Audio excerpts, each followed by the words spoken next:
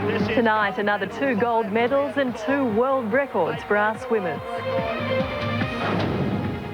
A freak wave smashes a Sydney supercat. And the Roosters in danger of missing league's top 8. He's lost it. Here's a try for the Sharks. With Natalie Barr, this is 7 News. Good evening, but first, Sydney's controversial supercats have been involved in another accident. A freak wave has swept over one on its way to Manly, injuring around a dozen people. The Susie O'Neill rests at Manly Wharf after a wild ride on Sydney Harbour. Its seats bent back and twisted, forced from their floor casings. No one was in them at the time. The supercat was en route from Circular Quay with 170 passengers on board. According to the vessel's master, there was a freak wave, a combination of rough conditions and wash from a passing freighter. The wave so big it swamped the entire ferry. Everyone was screaming, and like a wave of water then went right down the cabin along the floor. Glass windows shattered, terrified passengers tossed around. And this guy came back and he had blood running all down his face. He was cut on his head and on his nose. Ambulances met the supercat at Manly. 12 passengers were treated for abrasions. The master was hospitalised, badly bruised and in shock. An investigation is underway. The supercats have in the past been branded as unsafe in heavy seas. In March, the Susie O'Neill was involved in another drama when it slammed into a private wharf at Kirribilli. Sue Stevenson, 7 News. There's been a significant drug bust at Shark Bay in Western Australia's north. Reporter Reese Whitby is there. Reese, what can you tell us? Well, Natalie, I'm at a very remote location along the West Australian coast, and it was about 50 kilometres south of here this morning that Customs and Federal Police noticed a boat moving ashore. They also saw what turned out to be later Australia's biggest ever cocaine bust. About 1,000 kilos or a tonne of cocaine landed ashore. Now, that was then buried at a beach, and since then that drug has been seized. This is an extraordinary seizure for the authorities. We're talking about, as I said, 1,000 kilos of cocaine, which would be the biggest in Australia's history, a street value of about $250 million, and enough hits for 5 million users. That's certainly a lot of drugs. Has anyone been arrested over this, Reese? Well, this is early days, Natalie, but 5 people have been arrested at various locations in Western Australia, and a 6th person is being interviewed tonight. We expect to know a lot more about this attempted smuggling bid tomorrow when the Federal Police have a news conference. But this is quite simply Australia's biggest cocaine smuggling attempt in history. OK, Reese Whitby at Shark Bay Airport, thank you. Thank you. Success continues to reign on our swimmers in Japan. 18-year-old Gian Rooney's claimed gold. So too our men's 200 metres relay team. And Jeff Hugel swam the fastest 50 metres butterfly in history. Away they go. 50 metres and 2 breaths was all Jeff Hugel needed to earn a place in the final. The only question was how long it would take him. Miles inside the world record at the moment, his own world record, and he gets there. The fastest swim in history, a clear message to those around him. We're going to win gold. We're going to have a dig anyway. For Elka Graham and Gian Rooney, their semis had been swum. 200 metres freestyle, they're on their way. The pair happy to sit just off the pace until the field found its rhythm. Gian Rooney saved her best for last. With nothing separating the field, she stepped up a gear. Gian Rooney wins for Australia, it's gold. So I just had to try and keep myself under my race and my focus, and I knew if I was up there at the third 50, I was in with a chance coming home. I had a really bad... The win easing some of the pain from the women's 4x200 after the team had its medals stripped. After a protest over changeovers in the semis, the men's team had something to prove. Grant Hackett led the Australians into the water and by the first turn, led the field. By the final 50, he'd swum the 3rd fastest 200 in history. Michael Klim took over where Hackett left off, and by the time Bill Kirby was on the blocks, the lead was out to 2 body lengths. Nothing but clear water in front of Kirby as he kept the Australians right on world record time. When Thorpe hit the water, the rest of the field was already beaten. The world record soon to follow. And this is gold medal 5 for Ian Thorpe. They break the world record. Yeah, well, I had a pretty big expectation. I didn't want to let these guys down, and especially after the disappointment of the girls' relay the other night, we wanted to dedicate this to them. Because Kevin Barishon, 7 News.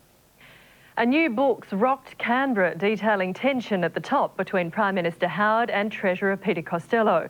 The unauthorised biography of the Treasurer tells of angry exchanges over tax, reconciliation and Pauline Hanson. All political leaders have to be wary of being hit by the proverbial bus. John Howard today came close. A new book has revealed tensions between he and his deputy. Peter Costello, the new Liberal, implicitly suggests John Howard's an old Liberal, and that's apparently the Treasurer's view too. In 1999, the biography says Mr Costello told friends he believed the Prime Minister was no longer pushing himself and had unofficially retired. On the race debate sparked by Pauline Hanson, Mr Costello reportedly thought Howard was still uncomfortable at some level with the prevalence of Asian faces in Australian streets. Receiving an honorary doctorate today, Mr Howard had to move fast to heal the perceptions of a split, insisting the partnership was robust but productive, although he did hint at strains while trying to decide the rate of the GST.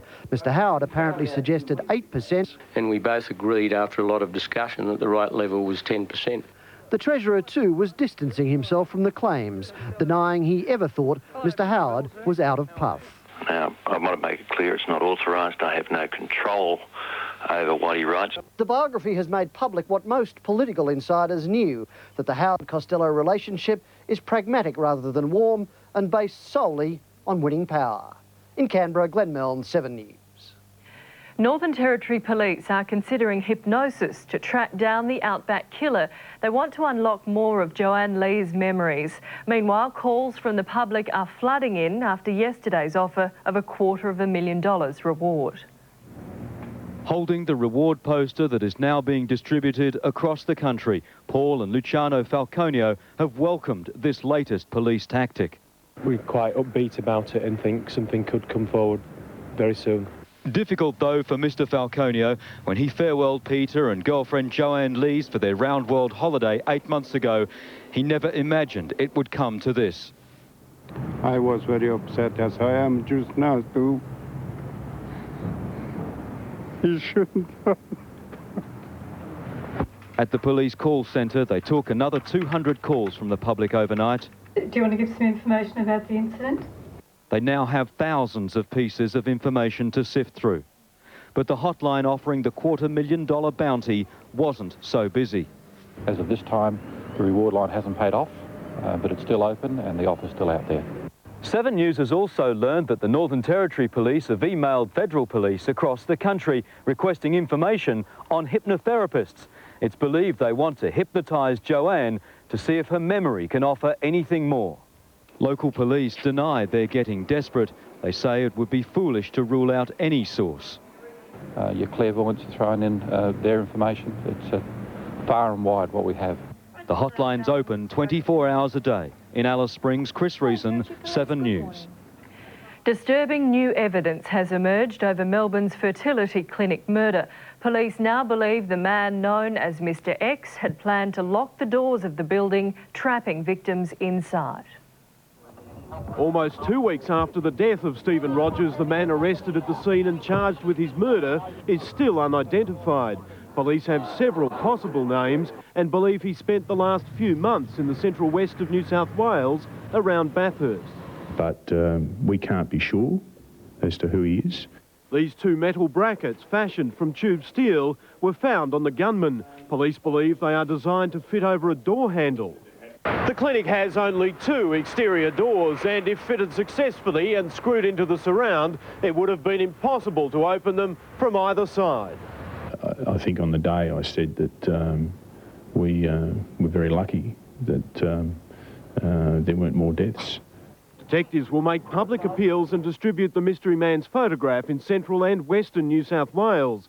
But they also hope the custom-made brackets can provide vital clues to his identity. They've been displayed in the hope that a small engineering firm hired to make them will come forward. He might have recruited the help of some friends to help him manufacture these. He might have drawings. Police say the man they've charged is fit and could have been an outdoor worker. There is no legal obligation to identify Mr X, and police say they're willing to present him for trial with or without a name. Darren Linton, 7 News. A man has been charged over one of Victoria's longest-running mysteries. The millionaire husband of a television game show hostess has been charged over her death 9 years after she disappeared. Slavik Ramshin walked from the Supreme Court after being released on $200,000 bail. The South Yarra father of 3 claims he's not guilty. The case against him purely circumstantial, without a shred of forensic evidence. Since April 1992, the disappearance of his wife, Jackie Ramshin, has remained a mystery. A well-known face as a hostess on The Price is Right during the 1970s, the 43-year-old was last seen dropping their children off at a South Yarra grammar school. It's believed she drove back to their Domain Road home, but was never seen or heard from again. Mr Ramshin collected the children that afternoon and later told police his wife had left him. Mrs Ramshin's mother reported her daughter missing 3 weeks later, sparking a massive search of the couple's 2 luxury properties. The court was told the Ramshins' marriage was far from happy and she was considering divorce. There'd been violent rows and periods of separation. But police said Mrs Ramshin always returned to the marital home because she had nowhere else to go. The judge admitted the case against the 60-year-old civil engineer was slim and granted bail, allowing him to return home to care for his now teenage children, pending a further court appearance in October. Pauline Braniff, 7 News.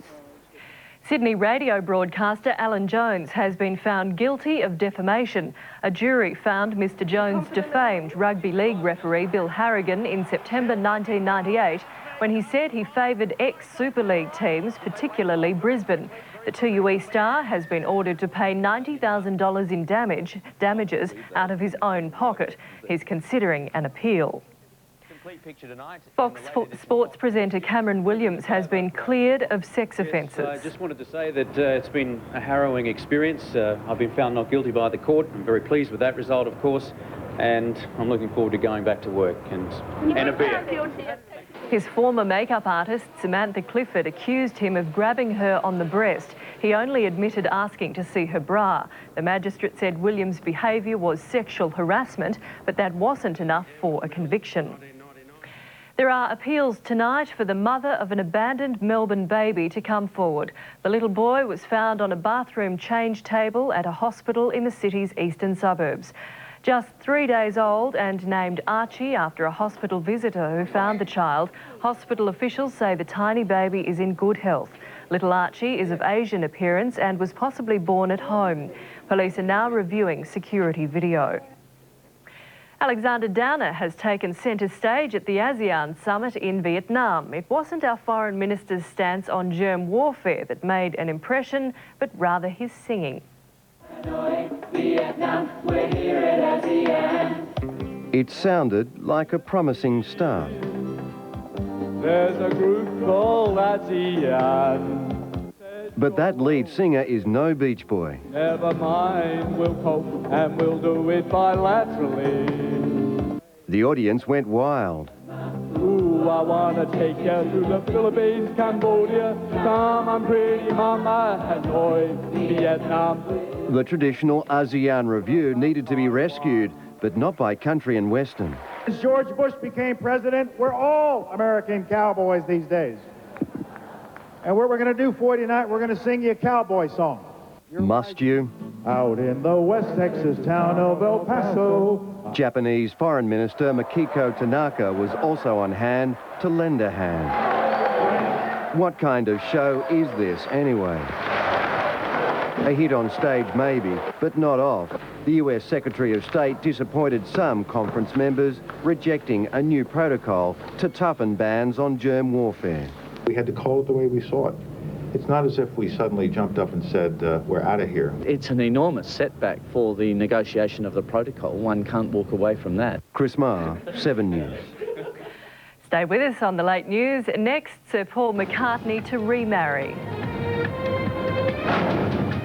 And a desperate bid to calm a volcano. Is there nothing a mother wouldn't do for her child? I want to go home. Her past has come back. Your wife used to be an IRA bomb maker. We want you to build us a bomb. She must choose between her daughter's life and bombing a whole city. Please come and get me. What am I gonna do? The nerve-shattering movie first. We have to move in now. You can give my daughter one lousy minute, please. Is there nothing a mother wouldn't do for her child? The Bomb Maker premieres Sunday.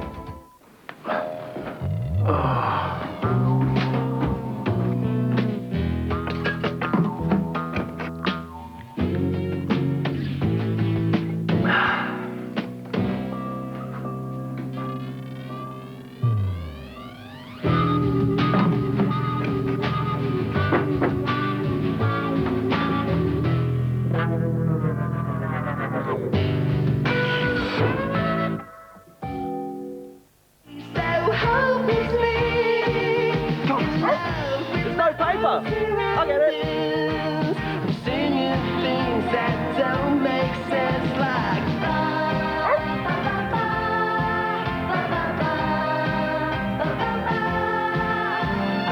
found my happiness. I found my happiness. We're out of toothpaste. I'll get it. Yeah. Australia is a unique country. We have one of the most diverse ranges of plants, animals, and ecosystems on the planet. Biodiversity is the name we give to the variety of all living things, including us. We depend on biodiversity to survive, and so do our native animals. Yet we don't often think about the damage caused to them by doing something as simple as collecting firewood. Each year we take millions of tons of dead or fallen timber from our native woodlands for firewood, depriving many animals of food and shelter. Make sure you leave dead timber on the ground and trees with hollows untouched. Don't let their homes go up in smoke. Biodiversity, nature's variety, our heritage, our future. For more information, please call 1-900-957-025.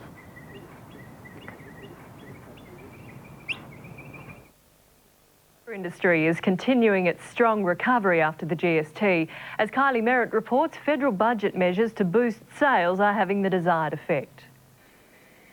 New motor vehicle registration figures show a rise of almost 8% for the month of June. The jump follows provisions made in the federal budget which allow companies to claim the full amount of GST on vehicles as an input tax credit. Shares in one of Australia's largest copper miners, MIM Holdings, have jumped almost 5.5% following its latest production report. The stock posted its biggest gain since January after revealing an increase in production, possibly big enough to offset the recent decline in commodity prices. But despite the good news, analysts are still forecasting a drop in full-year profit for MIM. Copper prices have slumped 20% in the past year and zinc is down 26%. The Australian dollar has fallen from week highs following further concerns of a slowing US economy. A report shows the United States, Australia's #2 export destination, grew at the slowest pace in 6 years in the last quarter. Analysts are warning the weakening demand for our nation's commodity exports may curb demand for our currency, leaving it to fall beneath record low levels set in April. And Telstra has fallen to fresh 3-year lows as institutional shareholders continue to dump shares in the telecommunications giant. The stock's fallen another 5 cents to close at $4.85. Some analysts are predicting it could end up trading as low as $4.50. The fall comes despite assurances from the telco's CEO that its Asian businesses will meet forecasts. Our market gained a little ground today. The All Ords and the ASX 200 both up 8 points. AMP shed 26 cents, the Commonwealth Bank slumped 63, and NRMA Insurance fell 1 cent. Our dollar buys over 50 US cents, 62 yen and 35.5 pence. Gold is trading at $266 US an ounce, and Asian markets are mixed. In Japan, the Nikkei falling 60 points. For more business and finance news, visit i7news.com.au and follow the links to David Kosh. Good night. 7 Australians have been arrested in Thailand in a raid on a bogus investment scheme. Thai and Australian police were involved in the crackdown, which resulted in the arrest of 81 foreigners. They were employed in a so-called boiler room, calling people around the world to con them into buying shares in fake American companies. If you're offered an investment out of the blue from overseas, someone calling you up, hang up. It's as simple as that. More than 100 Australian investors were involved, losing millions of dollars. Sir Paul McCartney is to remarry 3 years after he lost his wife Linda to cancer. The ex-Beatle has announced his engagement to girlfriend Heather Mills. She's an anti-landmines campaigner who lost part of her leg in a road accident. The wedding will be next year. New eruptions from Mount Etna have sent fresh rivers of lava flowing down the mountain. They're moving faster than before and are beginning to engulf a Sicilian ski resort. It's been more than a week since it returned to life. Experts thought Mount Etna would have stopped erupting by now, but the lava is flowing quicker than ever. The Sicilian ski resort of Rifugio Sapienza is in the most danger. The army's been called in to try and save it by building channels. Excavators are working to keep the orange glow of the lava from engulfing the town. Last reports say they were just 100 metres apart. Despite the danger, many Sicilians have been captivated. It's an amazing show. During the day, the damage became apparent. Ski lift pylons have been destroyed. Buildings swallowed up by fire and molten rock. There's been 2,500 earth tremors since Mount Etna began to explode. Experts have been astounded by the activity. Certainly from here, it's more spectacular than anything else that I've witnessed. Already the geographic shape of Sicily has changed. By how much depends on Mount Etna and whether the lava can be stopped. David McElwain, 7 News. Sports next as the Roosters slide further down the league ladder.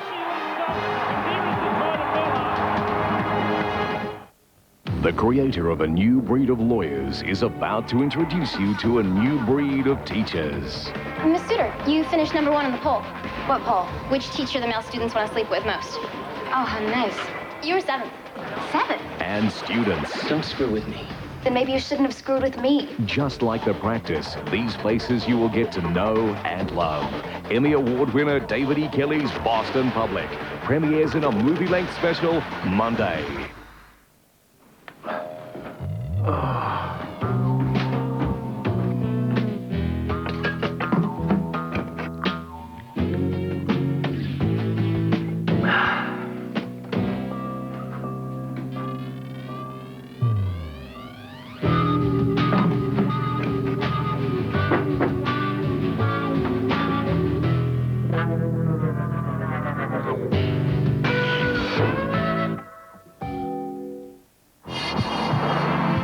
A for anticipation. A for abandon.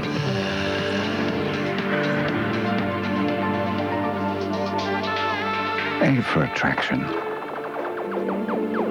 A for acclaimed. A for Auf Wiedersehen. A for Audi. The all-new Audi A4. Smart thinking. No, he's not changing TV channels.